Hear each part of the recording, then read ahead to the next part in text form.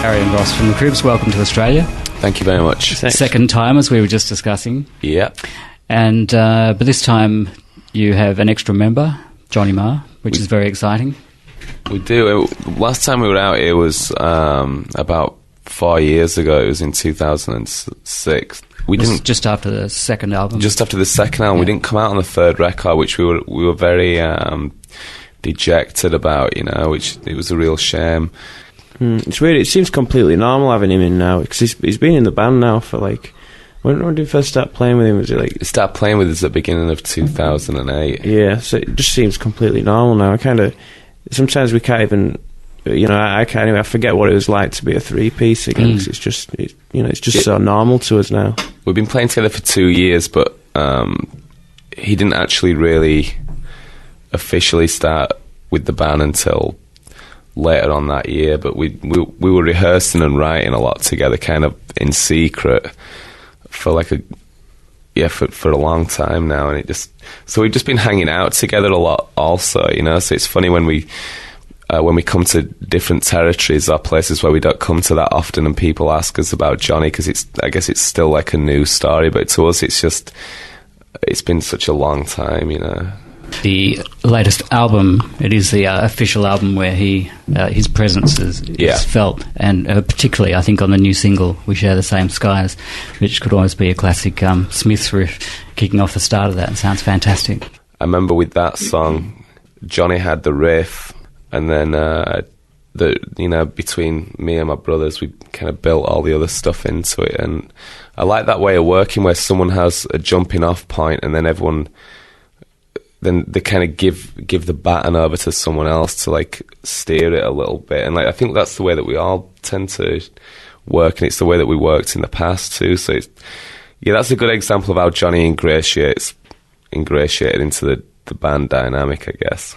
Fundamentally, it still sounds, like when we first got Johnny, we kind of wondered what it had, how the sound of the band had changed, but fundamentally, it just sounds exactly like a Cribs record, with some very distinctive Johnny playing on the record as well. Well, it was something that was always the main objective for us. I guess it was like an unspoken objective, but didn't want to lose his identity, did we? Yeah, between me and my brothers, we already had this band, and this band that had a reputation and had a back catalogue, and we didn't want to in any way compromise that. But at the same time, like when you get one of your favourite guitar players in, you want to make sure that they don't feel in any way. There would be no point in getting Johnny in and telling him what to play, basically, and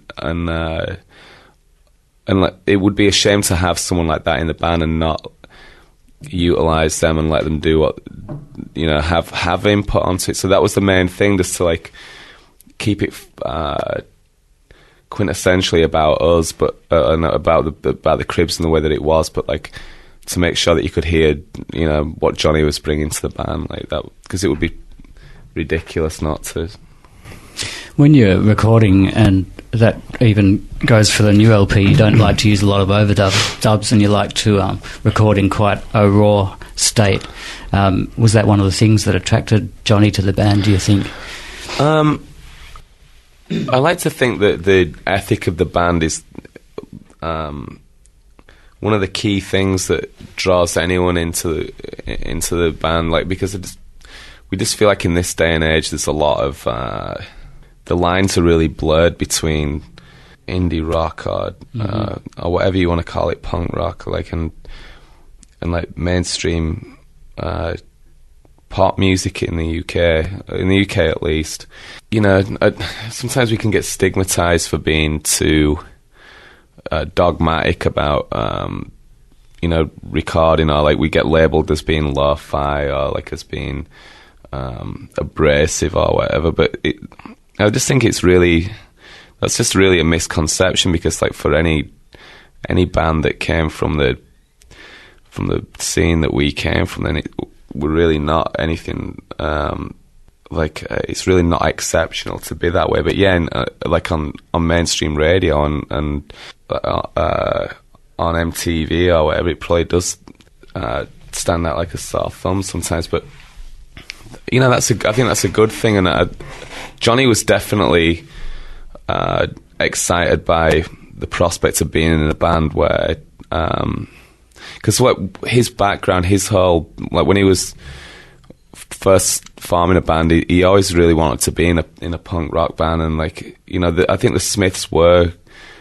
definitely had elements of that, but people kind of overlooked that, you know, and people forget that the Smiths were quite a heavy band in places. Well, particularly the first album. So, yeah. I mean, I can see definite threads between that first album and this album of yours. Well, that's cool, and I think, yeah, it's something that people forget about with that band, and Johnny's definitely, if anything, he's actually tried to nurture that element of the band. He's really tried to nurture like our more punk rock side, which is weird, because I feel like we were moving, you know, further towards the more crafted and considered side. That was what we were trying to do, but Johnny's really assisted in both, I guess, because he's obviously good at helping us expand in that way.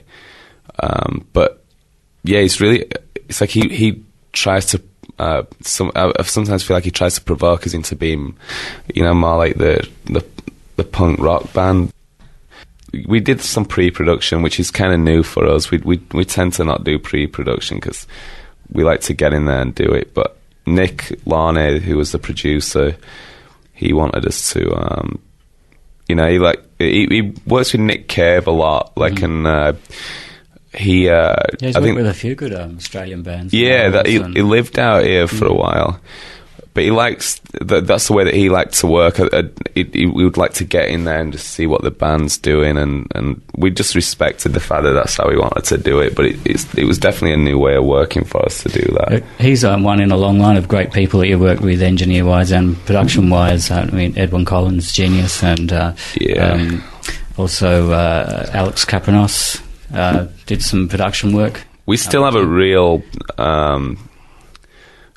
strong connection with Edwin. Like, we still go to his studio quite a lot. It's kind of become like our home studio now. It's like where we always default to. It was a really inspiring thing for us, you know. Like the first record, we didn't really work with a producer. We had this guy Bobby Conn, like he's a Chicago like avant-garde musician, and he did some stuff on the first record, but we were pretty much self-produced because we used to have our own studio anyway. We used to, like, you know, run a studio once upon a time, and but yeah, it's a whole new experience. Just like mainly like the producer role, just like someone who cares about the band and someone who can, like, none of us have particularly big egos, so someone who can just like convince you to do certain things that you wouldn't normally do. And I found that's my main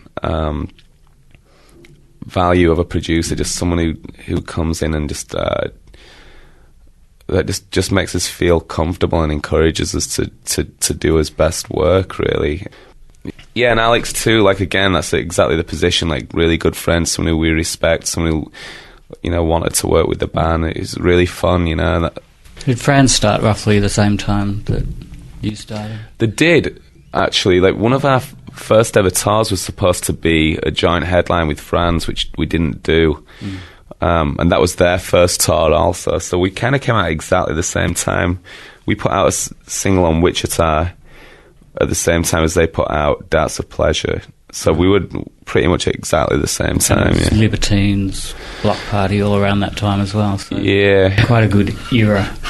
It was. I mean, there was a lot of excitement. People tried to connect us with a bunch of different scenes. You know, like there was, like the Libertines, as you said, we were kind of connected to that scene for a while, and then people tried to connect us with this whole, like, you know, like what they were calling like art rock or whatever, like Block Party and Franz Ferdinand, which, you know, I felt like the bands were fairly disparate. They didn't really have that much in common apart from the location and the period of time. So there was some good bands, but it was frustrating for us to always be like kind of being lumped in with, you know, other bands. I never really cared for stuff like that.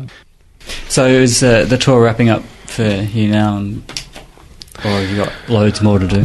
This is actually the last tour until we begin festivals in Australia and then New Zealand, and then we start the festival season in May. Okay. You know, like they start earlier and earlier now, but that's going to run between May and August. Actually, is the Reading Festival your favourite of the festivals? I would say so. Personally, I think we've had some of our best experiences there. Like we headlined the NME stage there. That was really amazing, and when we played the main stage, that was really great.